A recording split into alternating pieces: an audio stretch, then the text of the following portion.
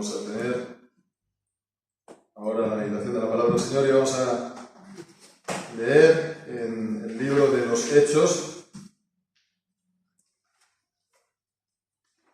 en el capítulo 9, vamos a leer pues un versículo, el versículo 31.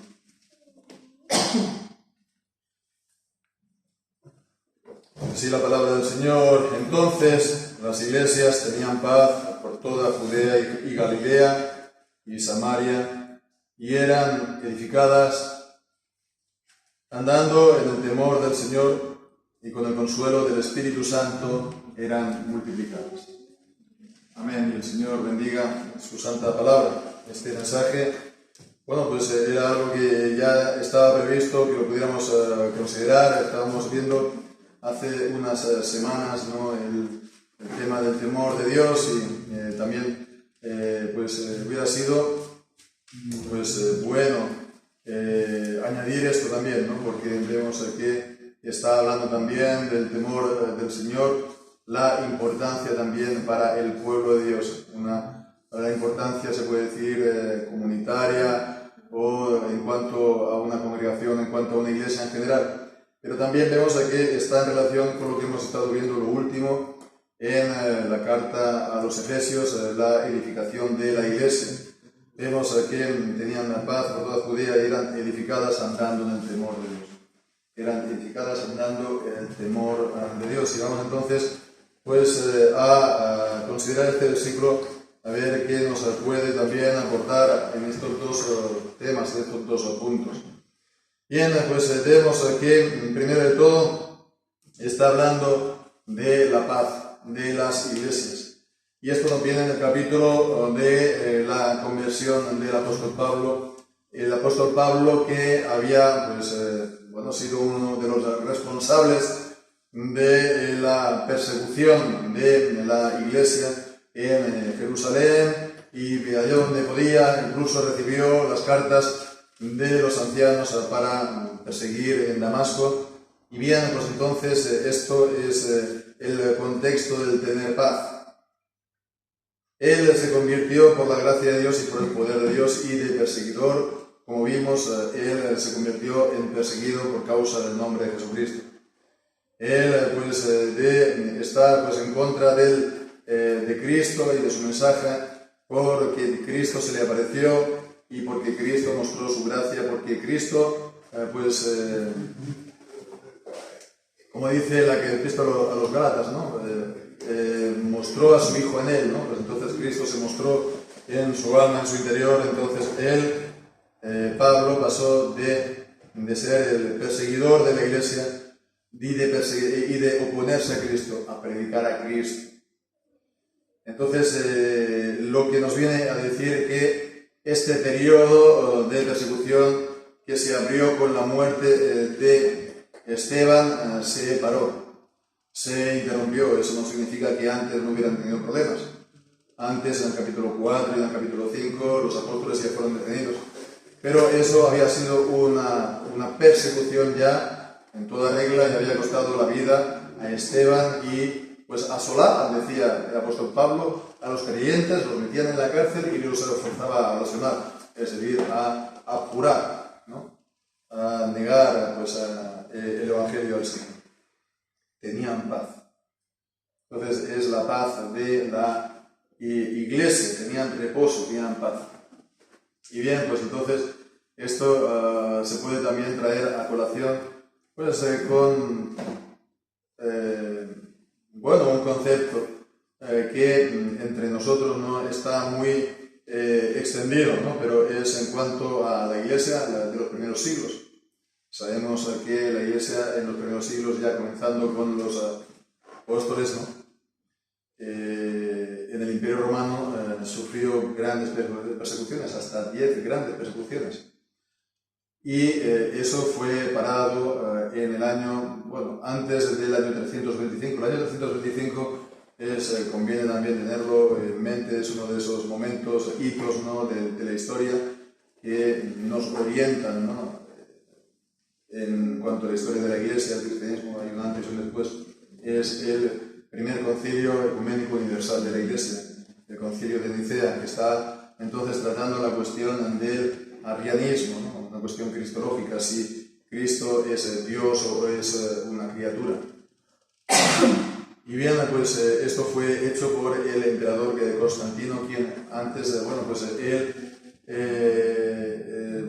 él había abrazado la fe, se había convertido, pero él no es cierto que él llegase a poner el cristianismo como religión oficial, eso sería posterior, ¿no? Andando ya el siglo IV, ya a finales.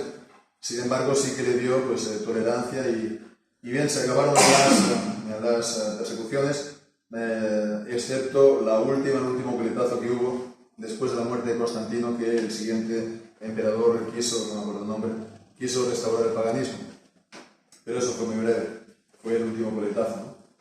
Y bien, pues entonces vemos que esto nos plantea siempre la cuestión de la figura de Constantino, que sabemos aquí en el mundo evangélico no es que no goce de muy buena reputación, porque a partir de ahí pues se empieza, se dice esto, ¿no? La mezcla entre la Iglesia y el Estado. Sin embargo, como digo, conviene tener presente que al periodo de Constantino normalmente se le conoce como la paz de la Iglesia. La paz de la Iglesia. Y bueno, entonces, si vemos o queremos buscar un origen, un apoyo bíblico a esta expresión, veamos este texto. Este texto, es un texto que muy claramente nos habla de esto mismo y que se aplica perfectamente a lo que conoció la Iglesia del cristianismo antes y después de Constantino. Y en cuanto a Constantino, es lo que hemos de estar esperando, que los gobernantes también lleguen a la fe y que los gobernantes también protejan a la Iglesia en vez de oponerse a la Iglesia, y que de esa manera los cristianos puedan tener paz, ¿no? Y es exactamente lo que nos dice 1 Timoteo capítulo 2, ¿no? Este pasaje que el apóstol Pablo nos dice que oremos por la salvación de todos los hombres, ¿no? Y conviene tener eso presente, porque normalmente no se ve de esta manera. Es como si tuviéramos una visión selectiva. Pero es realmente lo que nos está diciendo aquí Pablo. En el versículo 1 dice: exhorto pues ante todo que se hagan rogativas, oraciones, peticiones, acciones de gracias por todos los hombres, por los reyes y por todos los que están en eminencia, en autoridad, en alto, para que vivamos quieta y reposadamente en toda piedad y honestidad. Y ya digo que normalmente, como se ve o se lee este pasaje, no es una cosa, que está escrita o declarada, pero en la vida de la Iglesia se ve. Se ve claramente cuál es incluso la doctrina o la enseñanza de una iglesia tal y como se ora. Y en base a este texto, para empezar, poco se ora, ¿no? A pesar que, por ejemplo, nuestro directorio se nos insta a que estemos orando cada domingo por las autoridades. Pero cuando en las reuniones de oración, en la mayoría de las iglesias no se ora en ese sentido. Y cuando se ora por las autoridades es pidiendo sabiduría para el gobierno. Pero en realidad aquí esto va mucho más de lo que aquí está diciendo, porque se está introduciendo de esta manera como si fuera el muro de Berlín entre el versículo 1 y el versículo 2. Porque del versículo 1 y el versículo 2 es hacer rogativas, oraciones, peticiones, acciones de gracias, y por todos los hombres, por los reyes y por todo lo que están en eminencia. Entonces hemos de orar por ellos, ¿no? Y después también, versículo 3 y 4. Porque esto es bueno y agradable delante de Dios nuestro Salvador, quien quiere que todos los hombres sean salvos y que vengan al conocimiento de la verdad. Entonces, cuando dice que quiere que todos los hombres sean salvos, esto también incluye a los reyes y a los que están en eminencia. Y que hemos de estar orando, por la conversión y la salvación de ellos. Y si se da el caso, entonces, de la conversión y la salvación de ellos, ¿Qué es la actitud que ellos han de tener para con los hermanos y para con la iglesia? Evidentemente, pues el estar sirviendo a Cristo como reyes y como autoridades, y también pues, procurando que los cristianos puedan tener paz. ¿Qué es lo que está diciendo? Que vivamos quieta y reposadamente. Es lo mismo, es la misma enseñanza, la paz de la iglesia, ¿no? Y que para eso pues, tiene un papel importante también las autoridades. Las autoridades civiles no han de tener un papel dentro de la iglesia. Ellos no definen la doctrina, ellos no definen pues, cómo tiene que ser el gobierno, no definen nada en cuanto al interior de la iglesia o su fe, pero sí que pueden ordenar, ¿no? Pues, por ejemplo, que en el caso de Constantino, ¿no? Y la crisis con los arrianos, ¿no? Pues que la iglesia se reúna para resolver ese problema. No es bueno que esté pues, todavía abierto, etcétera, etcétera, etcétera. Entonces vemos que hemos de estar también orando en este sentido por las autoridades para que también tengamos paz en este sentido, que las autoridades, en vez de tener una actitud indiferente, en vez de en el mejor de los casos, ¿no? Indiferente en el mejor de los casos, pero por otro lado, estando pues promoviendo pues meses de orgullo y no sé, y filosofías y doctrinas de demonios, ¿no? Pues entonces que esté también pues defendiendo, ¿no? La verdadera fe, ¿no? Apoyando en lo que le corresponde como autoridad, por supuesto. Bien, pues entonces hemos de estar orando por ello, ¿no? Por una parte, y después eran edificadas. Estamos viendo que tiene que ver con el crecimiento en la gracia, el crecimiento en el conocimiento del Señor, el crecimiento en la Escritura, ¿no? El crecimiento, ¿no? Y la consolidación, ¿no? Un edificio, es que la misma imagen ya habla de por sí. Es edificada, un edificio que se edifica, ¿no? Entonces es un edificio que está sobreedificándose, que está creciendo, ¿no? Tanto espiritualmente, pero también está creciendo en cuanto a los componentes, en cuanto a los miembros del cuerpo. Se está extendiendo y está creciendo. Es un edificio que en vez de estar permaneciendo siempre pequeño, está creciendo, y es lo que está, digamos, en el ADN de la iglesia. En el capítulo 2 de Daniel, la pequeña piedra que se cayó de la montaña y que hirió a la estatua de los reinos del mundo, ¿y qué hizo? Pues creció hasta que cubrió toda la tierra. Es la semilla de mostaza, que es la más pequeña de las plantas que hay, pero después se hace la más grande y vienen pues también las bestias a habitar con ella. Entonces, lo propio de la iglesia es crecer, porque es el pueblo del Señor, porque es el cuerpo del Señor Jesucristo, porque es la portadora de las buenas nuevas de salvación, de los oráculos de Dios en general, de la palabra de Dios, de la adoración. Solamente puede pues crecer. Es importante la iglesia y es importante crecer. Y entonces ser edificado de esta manera. Si la iglesia tiene paz, si la iglesia se puede reunir, no está perseguida, pues entonces va a ser edificada. ¿Qué ocurrió en la llamada pandemia? No se podía reunir, no nos podemos dar culto. ¿Fue en ese momento la iglesia edificada? Al contrario, ¿no? Bueno, lo que se pudo hacer, lo que se pudo mantener por medio de las reuniones de Zoom, pero bastantes iglesias, no sé, estuvieron, pues, en vez de edificarse, disminuyeron, y hay algunas o muchas que incluso han cerrado. Entonces vemos la importancia también de tener esa paz para congregarnos, para que podamos guardar el día del Señor, que el Señor nos ha dado en su providencia. Y el Señor pues, también nos ha dado en su providencia con todo lo que hemos visto al principio, con la conversión de los gobernantes y tal. Esto no nos viene dado de la acción política de los cristianos en este momento. Si fuera por la nuestra acción política ahora, nos la quitarían cualquier día de estos, ¿no? Porque el domingo sirve para todo y los cristianos normalmente callamos a eso, ¿no?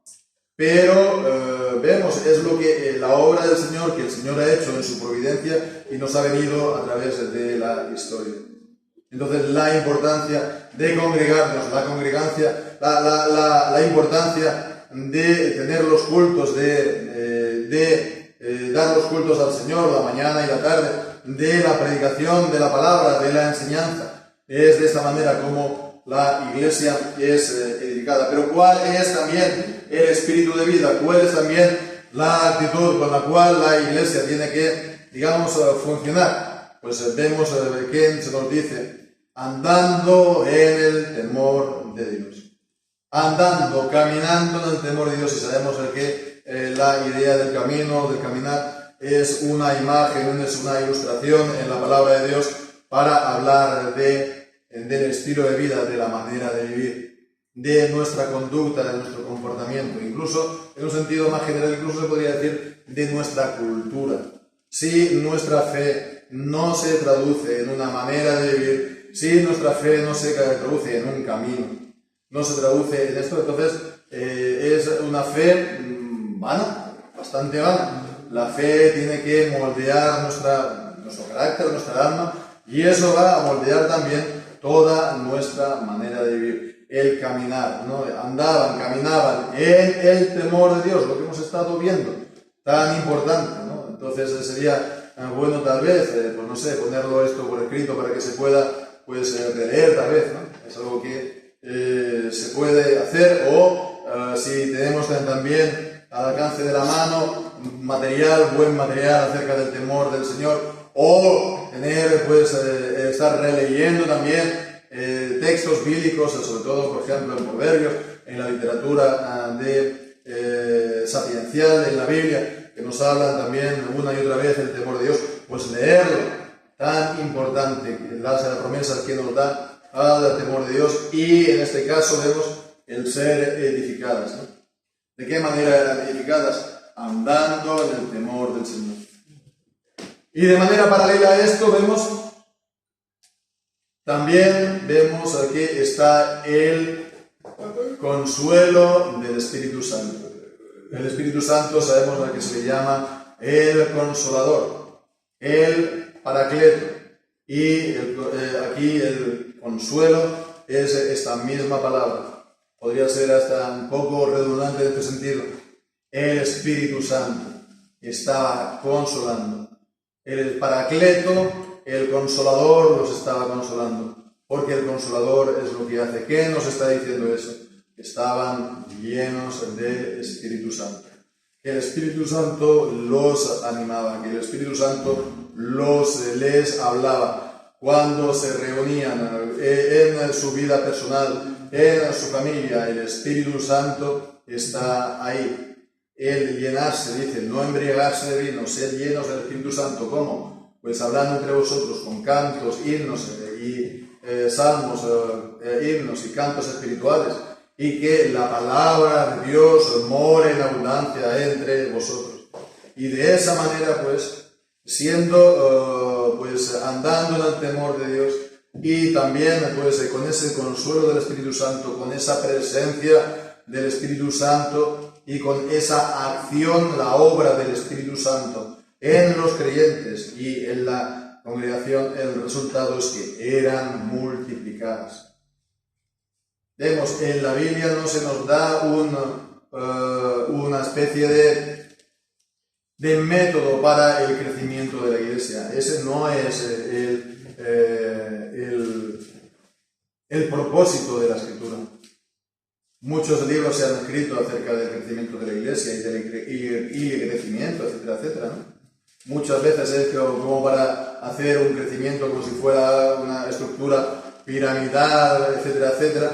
Y bueno, no es eso para nada lo que tenemos que hacer. La Biblia no nos está dando una serie de recetas ya preparada, ya empaquetada de cómo ha de crecer la iglesia. ¿Qué es lo que se tiene que hacer? ¿Qué es entonces lo que nos da la Escritura? Los principios fundamentales. ¿Cuáles son? En este caso vemos, si ya solamente hacemos esto, caminar en el temor de Dios, entonces tendremos el consuelo del Espíritu Santo y seremos entonces edificadas y seremos multiplicadas. Multiplicadas. Y bueno, tal vez esta palabra multiplicada como que se queda corta, porque creo que no alcanza a expresar bien la idea del original. Sí, por supuesto, es la idea de multiplicación y de crecimiento, sí, pero la raíz del verbo es la palabra multitud, pletos. Y bien, pues el verbo, vemos la palabra multitud que leemos, por quedarnos solamente aquí en el libro de los Hechos, aparece una y otra vez en el capítulo 2 y versículo 6, en el día del Pentecostés, dice, y hecho que estruendo se juntó la multitud, pletos. O también en el capítulo 19, versículo 9,